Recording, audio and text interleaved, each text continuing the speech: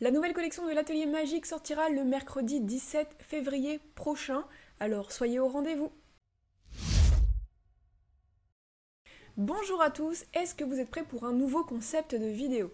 Je suis sûre que vous vous êtes déjà demandé comment sont faits les matchs de Quidditch dans Harry Potter, comment sont faits les créatures, ou encore comment sont faites certaines scènes.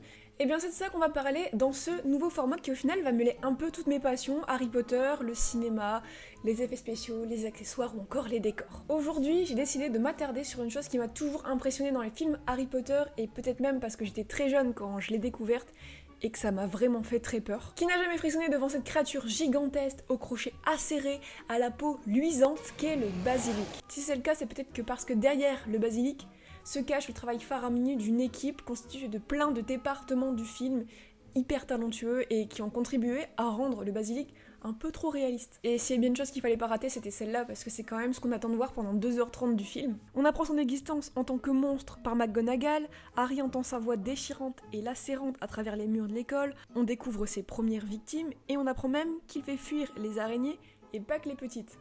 Enfin bref, l'équipe avait intérêt à ne pas décevoir le spectateur et à le rendre le plus badass possible. Tout commence par l'étude de la description du basilic dans le chapitre 17 de Harry Potter et la Chambre des Secrets. Le basilic y est décrit comme un serpent d'un vert éclatant, au corps aussi épais qu'un tronc de chêne. Donc ici, l'équipe a un premier point de départ de ce à quoi est censé ressembler le basilic dans l'univers de Harry Potter. Donc c'est Rob Bliss qui est à l'origine des premiers dessins et concept art de basilic pour le film. Et il s'est inspiré de véritables serpents dont il a étudié la physionomie pour l'intégrer dans ses croquis. Et ici, vous voyez, c'est un dessin qu'il a réalisé d'un cobra pour sûrement réinvestir les traits et s'approprier un peu la forme d'un serpent.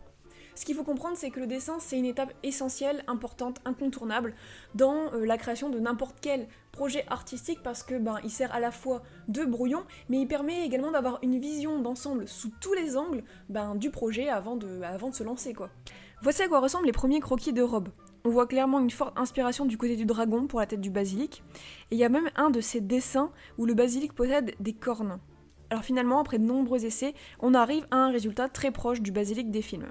Et donc Rob travaille également beaucoup sur les yeux du basilic parce que je rappelle que c'est quand même l'arme principale de la créature qui s'en sert pour pétrifier voire tuer ses victimes. Une fois la créature dessinée, on peut passer à l'étape suivante qui est la conception de la créature telle qu'elle apparaîtra à l'écran. Et c'est Paul Colting qui est en charge de cette étape, donc entre autres il va s'occuper du design de la peau reptilienne, des épines, de l'aspect écailleux et des détails de la tête. En gros, tout a été un peu plus exagéré que sur un vrai serpent. Et une fois le design finalisé, il est temps de passer à du concret, la fabrication des éléments qui apparaîtront dans le film. La première chose dont l'équipe s'occupe, c'est la peau de serpent ou la mue, si vous voulez, que Harry et Ron trouvent à l'entrée de la chambre des secrets. Et donc cette peau, elle va être réalisée en latex et va être créée à partir d'une sculpture à taille réelle. Et l'équipe ne le savait pas encore, mais ça allait être l'étape la plus simple de la création du basilic. En fait, ce qui était prévu de base, c'est que tous les plans où on voit le basilic, sauf celui où Harry lui transperce la mâchoire avec l'épée, devaient être en image de synthèse. Parce que Daniel Radcliffe, en fait, il avait besoin d'une vraie tête pour le combat, quoi, pour dire d'avoir vraiment quelque chose à embrocher, quoi. Donc en fait, au début, l'équipe, elle devait surtout s'occuper de faire la gueule du basilic, donc c'est-à-dire l'avant de la tête, où on voit les crochets, l'intérieur de la bouche, tout ça, parce que finalement, il y avait que cette partie-là que Daniel devait transpercer. Et après, on leur a dit, mais attendez, faites un peu plus la tête, quoi, les yeux, le reste, quoi, de la tête. Comme ça, ça permettra de faire plus de plans avec le vrai basilic, moins de plans en images de synthèse, comme ça on gagnera du temps et de l'argent. Et donc là, l'équipe, elle arrive à un résultat qui est plutôt intéressant. Du coup, on leur dit, mais vous pourriez pas faire 1 ou 2 mètres de cou un peu plus derrière la tête? Et si on faisait bouger la mâchoire aussi? Et les yeux, ça pourrait être cool les yeux, ils pourraient battre des paupières. Ce qui serait vraiment cool aussi, c'est que son museau se rétracte un peu là quand Harry lui transperce la mâchoire. Bon, c'est bon, plus d'autres demandes? Bon, vous êtes bien partis. Vous nous faites le reste du basilic là, en entier? Et c'est comme ça que l'équipe s'est retrouvée avec le défi de faire le basilic en entier, grandeur nature, en animatronique. C'est entre autres Nick Dudman qui s'occupe des effets spéciaux qui va être chargé de concevoir tout ça pour que ça fonctionne. En fait, on peut dire que c'est un peu l'ingénieur du basilic, ce monsieur. Parce que là, on n'est pas sur une mandragore de 1 mètre, on est sur un basilic qui va mesurer 8 mètres de long et qui va peser 1,5 tonne. Et le principal problème, en fait, ça va être de trouver une structure interne, un squelette, si vous voulez, solide, mais en même temps assez légère, pour pouvoir déplacer facilement ce truc géant. Et ça va être casse-tête pour l'équipe. Donc l'idée en fait c'est d'utiliser de l'aluminium. L'aluminium c'est une matière solide mais en même temps légère donc c'est cool. Mais le problème c'est qu'ils en ont besoin de tellement que même si c'est une matière légère ça va être lourd au final. Donc ce qu'ils voudraient faire c'est percer dans l'aluminium qu'ils vont mettre dans le squelette du basilic pour le rendre encore plus léger. Sauf que c'est un travail faramineux vu la taille de la bête quoi. Et un jour il y a un mec de l'équipe qui dit pour plaisanter « Hey, mais si on mettait des échelles en aluminium dans le basilic ?» C'est ce qu'ils ont vraiment fait au final.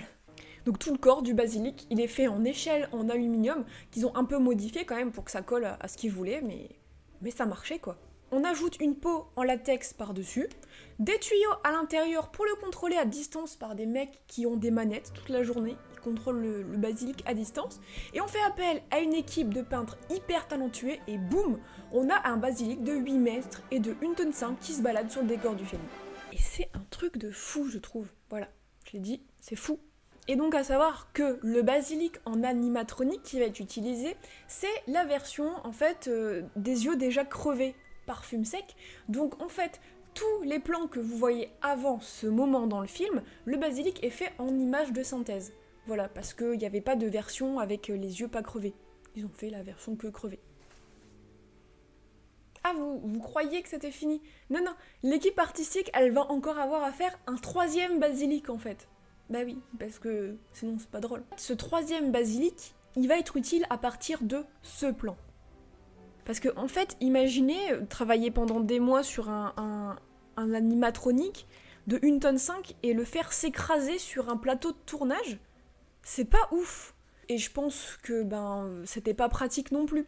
Donc en fait, ils ont fait une 3e version, donc cette fois-ci exprès pour jouer le cadavre du basilic. Bon, en vrai, je pense qu'après tout ce dont ils étaient passés comme casse-tête pour l'animatronique, celui-ci c'était plutôt facile à faire en fait. Et on n'oublie pas non plus de parler de l'équipe des SFX qui a fait un travail monstrueux, c'est le cas de le dire. Pour concevoir le basilic en image de synthèse, ils ont utilisé la toute première sculpture qui avait été faite et ils l'ont entièrement scanné et ensuite ils l'ont animé par ordinateur. Et même si pour le coup j'y connais pas grand chose dans ce domaine, je trouve que 20 ans plus tard, les images de synthèse du basilic, elles ont pas tant que ça vieilli, et puis pour ça on peut saluer le talent de toute l'équipe. Bon alors, est-ce que tout ça c'était pas incroyable? Franchement, est-ce que vous pensiez qu'il se cachait autant de choses derrière le basilic? Et moi personnellement ça me fascine et c'est pour ça que je vais vous faire ce genre de vidéo. Parce que parfois on a tendance à oublier toutes les personnes qui se cachent derrière un seul élément d'un film, et qui fait que justement ce film on s'en souvient. Le basilic, c'est le fruit de centaines et de centaines d'heures de travail, de dizaines et de dizaines de personnes qui viennent de plein de départements différents qui ont mis leur savoir et leur talent à exécution pour pouvoir créer le basilic qui nous a tant fait peur quand on était plus jeune et qui continue encore à nous faire frissonner. Alors voilà, si tu as aimé cette vidéo, n'hésite pas à mettre un pouce bleu pour me soutenir, à t'abonner à la chaîne, ça me fera super plaisir.